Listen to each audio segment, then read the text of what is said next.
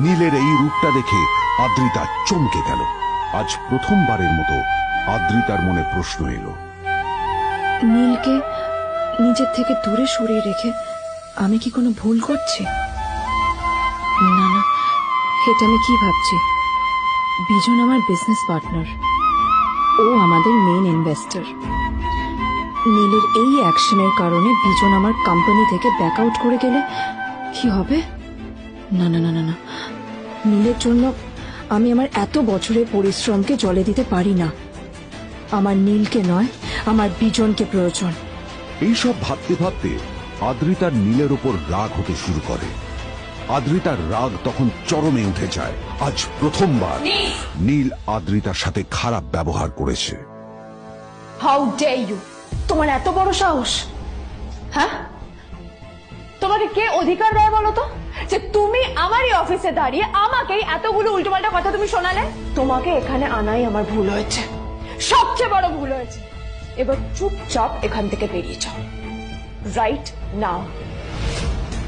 Gate out! Neel আদ্রিতার এই কথার কোনো উত্তর দিল না। নীল জানতো যে ও যতই কথা বাড়াবে আদ্রিতা ততই বেশি রেগে যাবে। আদ্রিতা যেন তেন ভাবে নিজের রাগ চেপে ব্যাপারটা ওখানেই শেষ করার চেষ্টা করলো, কিন্তু ও তো জানতো না যে ব্যাপারটা তখন সবে শুরু হয়েছে। কি হলো, শুনতে পাচ্ছিস না? কালা নাকি? আমারই সামনে দাঁড়িয়ে আমার কেনা গিফট নিয়ে তুই মজা করলি? কত বড় সাহস রে তোর! নিজেকে তো বিক্রি করে দিলে ওরকম একটা ডায়মন্ড নেকলেস তুই কিনতে পারবি না। তোর এই গরিবের পারফিউম, সস্তা শার্ট, পায়েটা ফাটা চপ্পল নিয়ে নিজেকে বড় হিরো মনে করছিস? তোর নিজের কত দাম সেটা তোর নিজের জানা উচিত।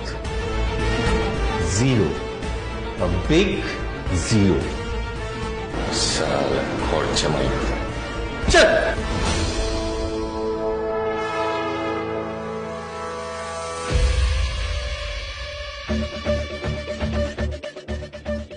নীল তখনও ঝামেলা করার মেজাজ ছিল না, কিন্তু যখন কেউ অন্যের নীরবতা সুযোগ নিতে শুরু করে তখন কথা বলাটা প্রয়োজন।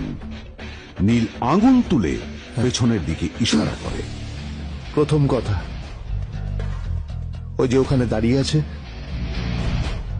ও আমার স্ত্রী।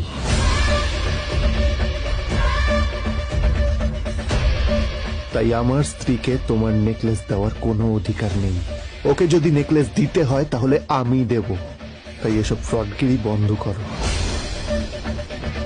আর দ্বিতীয় কথা,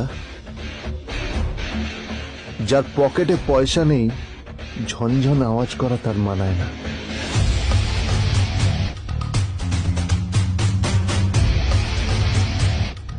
নীল বিজনকে তার সোয়াগ দেখিয়ে বেরিয়ে গেল।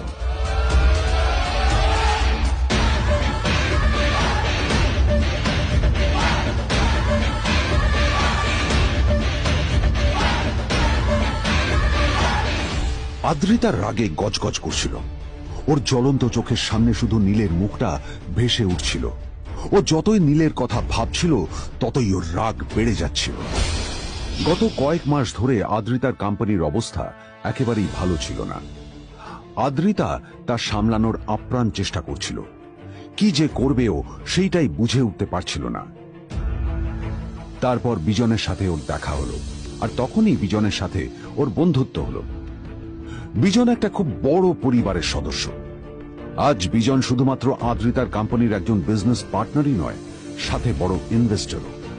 আর শুধুমাত্র বিজনের কারণেই আদ্রিতার কোম্পানি এখনো চলছে। এই কোম্পানির সমস্ত লস বিজনই বহন করে এবং আদ্রিতারও ওকে তাই খুব প্রয়োজন।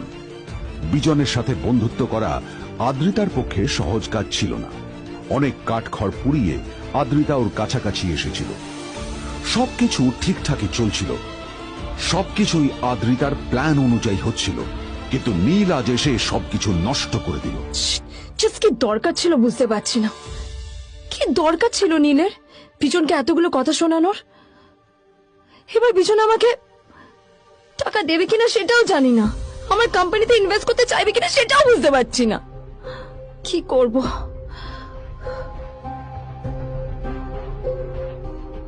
এখন আদ্রিতা ওকে কিভাবে বোঝাবে? ভুল করে যদি বিজন